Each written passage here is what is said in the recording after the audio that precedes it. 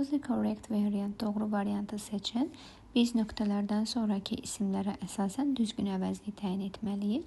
Özündən sonra ismin tələbi ilə yazılan əvəzliklər aslı formada olan əvəzliklərdir. Yiyəli əvəzlikləri yəni. He parked car next to house. A variantında my özündən sonra isim tələb etsə də itdən sonra birbaşa isim yazıla bilməz. B variantında you'dan sonra isim gələ bilməz. Yəni you car ifadəsi yanlışdır. C variantında him house ifadəsinə görə yanlışdır. D variantı bizim doğru cavabımızdır. Hər iki tərəfdə his qeyd olunmuşdur ki, yəni söhbət kişi cinsində olan o-dan gedir.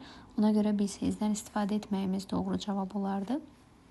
O maşınını evinin yaxınlığında saxladı və ya park etdi kimi verə bilərsiniz. D variantı doğru cavabımız kimi götürülür.